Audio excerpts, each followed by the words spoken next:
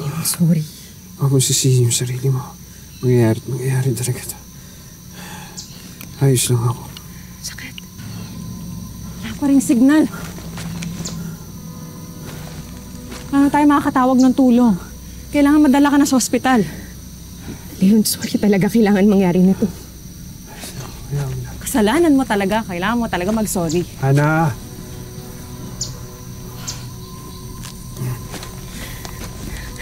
Mas lalo lang nagiging nandito ng loob ko na nasa kanila talaga si Jordan. Hawak nila si Jordan.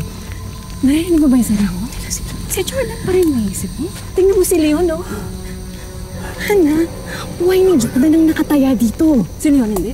Ang lalim ng sugat niya. May sprain pa siya. Ano ka? Kumusta ka? Ayos lang ako.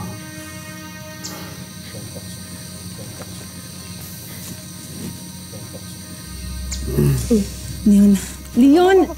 Huwag ka magpaka-superhero. Tao ka lang. Malalim yung sugat. Yung sprain mo. Hindi siya biro. Ay, ako to. Leon, nagdas yung ulo. Hanggang ka malala ka dyan. Hanap ako ng tungkod, Hana. Hanap ako ng tungkod. Ngayon, tama si Hana. Baka dapat umuwi ka na. Dalhin ka na sa ospital. Saan ang bahala sa'yo, ha? O ikaw, anong plano mo? Buhay pa si Jordan. Nakausap ko yung babaeng nakalaban ko kanina. Alam ko may tinatago siya. Alam mo naman delikado, Christy. Delikado. Pero kailangan ko gawin. Uy, paano ako? Ha? Pamilya natin, paano yung anak natin? Mag-iingat ako. Pangako. Hindi ako papayag. Hindi ako papayag. Yan desisyon mo. Walang uuwi sa atin. Yun ang desisyon ko. Hindi ako papayag na ikaw lang. Yun.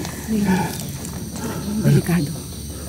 Marami sila. Tsaka armado sila. Hindi na. Baka the next time na magkita tayo, may mamatay sa atin. Gusto mo ba yun? Simulan natin hanapin si Jordan o tapusin natin hahanapin si Jordan ngayon. Ano plano mo? Kailangan may plano. Kailangan may plano Naghanap tayo ng signal. Natawag tayo. Hihingi tayo ng tulong. Pero sa ngayon, dito muna tayo. Kasi lulubog na yung araw at hindi ko kabisado ang lugar na to.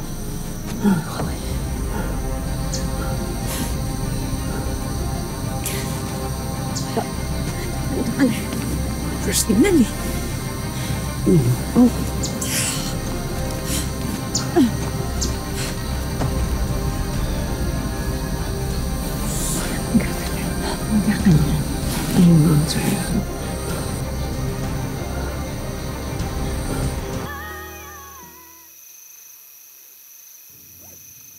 Wala pa rin signal. Makakahanap ka din yan. Madilim na. Delikado na ng ganitong oras. Magpahinga ka na, Leon. Mas kailangan niya. Wala talagang signal. Maaga na lang tayo alis bukas. Siguro naman sa tinatahak natin na to yung signal dun sa dulo. Huwag niyo akong alalahanin. Ayos lang ako. Leon, sigurado ka ba? Salamat, ah. Salamat sa pag-unawa, Leon. Salamat sa namahan mo kung gawin to. Ano naman lahat gagawin ko para sa'yo, di ba?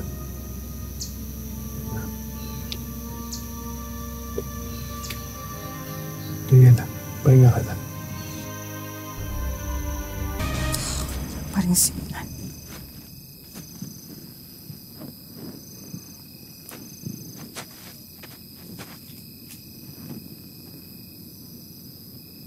Hana, pasensya ka na. Alam ko namang labag sa loob mong manatili dito eh. Pero ayoko talagang tumigil sa paghahanap kay Jordan. Kailangan ko siyang mahanap. Naniniwala ka talagang buhay pa siya.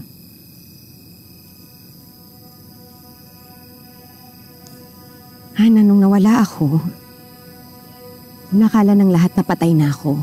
Kaya nagulo buhay naming lahat. Ayoko nang maulit yun. Gusto ko lang mahanap si Jordan at nabalik siya sa anak namin. So kami yung ginugulo mo? Hindi ko alam sa'yo. Mas mahalaga pa yung kalagayan ni Jordan kaysa kalagayan ni Leon. Si Leon yung fiancé mo, baka nakakalimutan mo. Alam ko yun, Hana. Pero hindi mapapanatag ang loob ko kung wala akong ginawa para iligtas si Jordan. Alam kong buhay siya. Nangako ko sa anak namin na ibabalik ko siya. Christy, naging kalasag ka. Ba't di mo na lang tanggapin na patay na si Jordan? Bakit mo dinideny sa sarili mo? Ha? Tanggapin mo na lang. Patay na yung ex mo.